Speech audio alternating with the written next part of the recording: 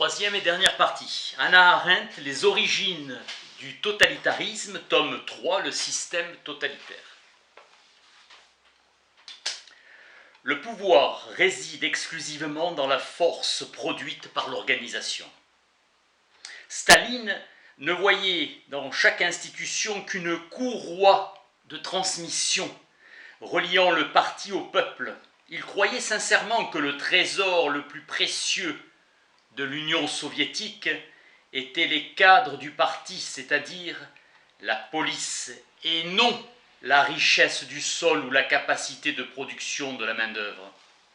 Hitler voyait la grande œuvre en 1929, que ses membres étaient devenus un individu unique, en vérité uniforme.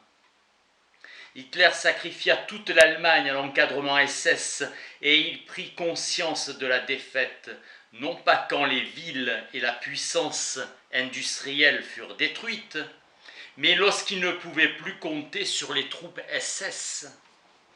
Au-dessus de l'État et derrière les façades du pouvoir apparent se trouve le noyau du pouvoir dans le pays, les services de la police secrète.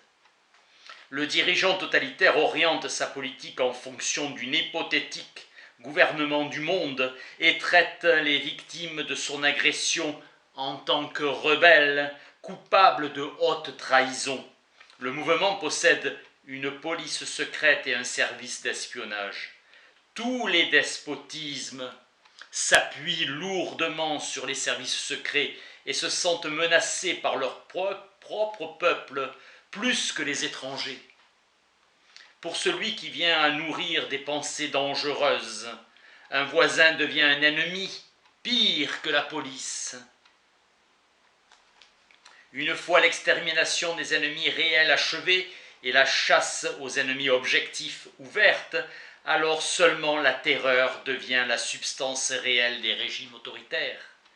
L'élite nazie et les cadres bolcheviques œuvraient pour la domination totale plus que pour la sécurité du régime au pouvoir. Le suspect ou ennemi objectif se définit en fonction de la ligne politique du gouvernement et non pas le désir de le renverser. Les services secrets sont un État dans l'État. Supériorité décisive de la simple possession d'informations secrètes. La police est la seule à partager les secrets avec l'autorité suprême. Seuls les agents du NKVD savent ce que veut Moscou. Hypothèse centrale du totalitarisme, tout est possible, conduit à l'élimination systématique de tout ce qui pourrait gêner la réalisation de son absurde et terrible conséquence. Les rafles soviétiques pouvaient être une manière possible de résoudre le problème du chômage. La provocation devient une façon de se comporter avec son voisin. Chacun est en quelque sorte l'agent provocateur de n'importe qui d'autre. En éliminant l'ancienneté et le mérite par un renouvellement violent de la machine administrative, le gouvernement assure une relative jeunesse des fonctionnaires et élimine les risques de chômage. Purge de Staline en 1939, qui est en mesure de promouvoir à des postes de direction 500 000 jeunes bolcheviques. Humiliation de devoir sa place à l'élimination injuste de son prédécesseur et fait de chaque titulaire d'un emploi un complice conscient des crimes commis par le gouvernement. Les camps de concentration et d'extermination servent de laboratoire où la conviction que tout est possible se vérifie. L'effroyable spectacle des camps est censé fournir la vérification théorique de l'idéologie, fabriquer une sorte d'espèce humaine dont la seule liberté consisterait à préserver l'espèce.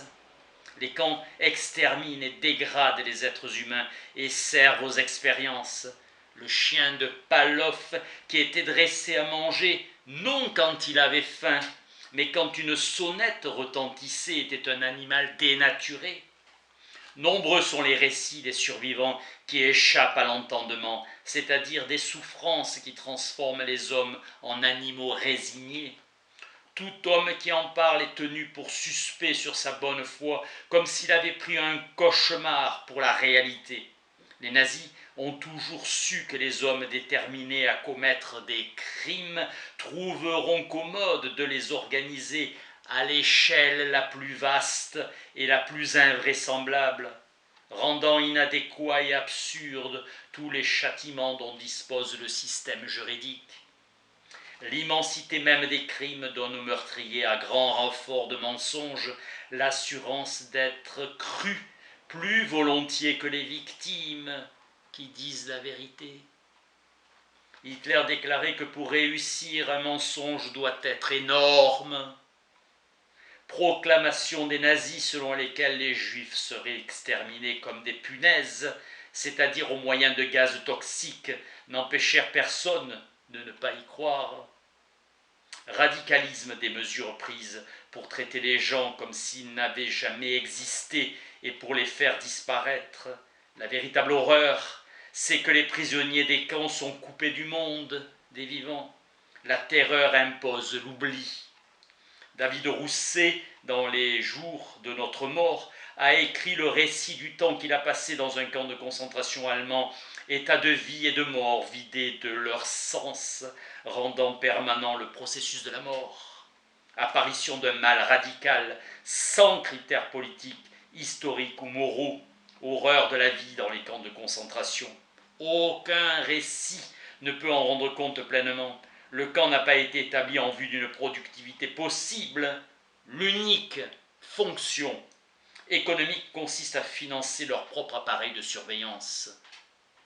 3 types de camps de concentration à Hadès, manière douce de mettre à l'écart les réfugiés, les apatrides, les asociaux et les chômeurs.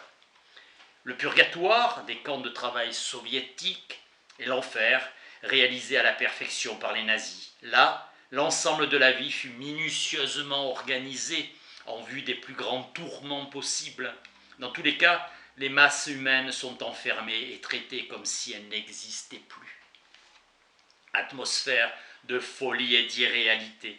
Partout les criminels forment l'aristocratie des camps, sélection totalement arbitraire des détenus.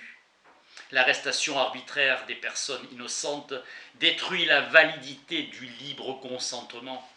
Préparation de cadavres vivants et meurtre en l'homme de la personne morale. Méthode utilisée pour en finir avec le caractère unique de la personne humaine. La véritable horreur commença toutefois lorsque les SS prirent en main l'administration des camps. Destruction absolument froide et systématique des camps humains, des corps humains. De parcs d'attractions pour des bêtes à forme humaine, les camps se transformèrent en terrain d'entraînement pour que des hommes normaux deviennent des SS à part entière. La vie défiait toute description. Il n'y avait, selon les races rescapées, les rares rescapés, pratiquement pas une seule forme de perversion qui n'ait été pratiquée. On procédait de manière à tuer sans voir les victimes. Après le meurtre de la personne morale et l'anéantissement de la personne juridique, la destruction de l'individualité est presque toujours couronnée de succès. Tous doivent se comporter comme le chien de Pavlov, même quand elles vont à leur propre mort.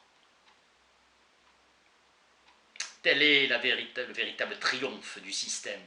Les SS exigent que la victime torturée se laisse conduire sans protester, renonce, s'abandonne et cesse de s'affirmer. Ce n'est pas gratuitement, par sadisme uniquement, que les SS veulent cette défaite. Ils savent que le système qui réussit à détruire la victime est le meilleur pour maintenir un peuple en esclavage. Le dessein des idéologies totalitaires est de transformer la nature humaine elle-même. Le tout est possible prouve qu'une seule chose, que tout peut être détruit. Idéologie et terreur, une forme nouvelle de gouvernement. Le totalitarisme diffère par essence du despotisme, de la tyrannie et de la dictature. Les régimes totalitaires naissent des systèmes à partie unique, loin d'être sans loi, loin d'être arbitraires. La légitimité totalitaire se vante d'avoir trouvé un moyen d'instaurer le règne de la justice sur la terre.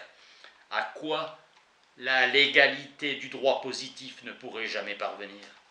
Prétention à instaurer le règne direct de la justice sur la terre, appliquant la loi directement au genre humain en transformant l'espèce humaine en un vecteur actif et infaillible.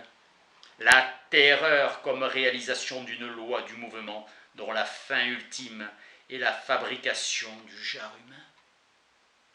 Les idéologies sont connues pour leur caractère scientifique et ont la prétention de constituer une philosophie scientifique. La tyrannie commence avec la soumission de l'esprit. Par cette soumission, l'homme renonce à sa liberté intérieure et à sa liberté de mouvement. Perte du moi qui peut prendre réalité dans la solitude. La désolation est devenue une expérience quotidienne. La domination totalitaire porte les germes de sa propre destruction. Danger toujours présent où demeure cette vérité que chaque fin dans l'histoire contient nécessairement un nouveau commencement, une promesse. Suprême capacité de l'homme qu'on retrouve à chaque naissance et qui est chaque homme. Initium ut esset homo creatus est, a dit saint Augustin dans la Cité de Dieu. Pour qu'il y eût un commencement, l'homme fut créé. Fin de la troisième partie, merci.